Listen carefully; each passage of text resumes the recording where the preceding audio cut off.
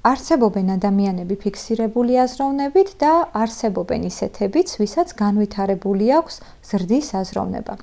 ადამიანები, ვინც ფიქსირებულად აზროვნებენ, ხშირად საკუთარ თავს, საკუთარ ცხოვრებას, მიღწევებს, აბსოლუტურად ყველაფერს განსაზღვრავენ წარსულიდან და დეფიციტიდან გამომდინარე.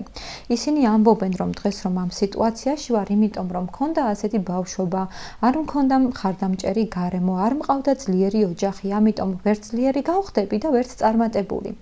აი, ასეთი ფრაზებით განსაზღვრავენ საკუთარ თავს, ასეთი ფრაზებით ამკობენ საკუთარ თავს და გონიათ, რომ ამ მახასიათებლებზე მხოლოდ დამოკიდებული მათი წარმატება, მათი დღევანდელი დღე და რა თქმა უნდა მათი მომავალიც. ამის საპირისპიროდ კი არსებობენ ადამიანები, ვისაც განვითარებული აქვთ ზრდის და მიღწევების აზროვნება.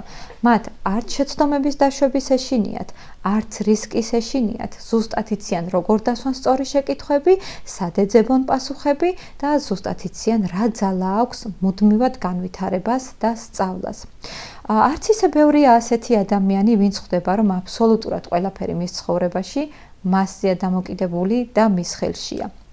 თუ დღეს შენ რაღაცის შეცვლა გინდა, ცვლილებები გინდა, მაგრამ რაღაცა გაჩერებს, რაღაცის გეშინია.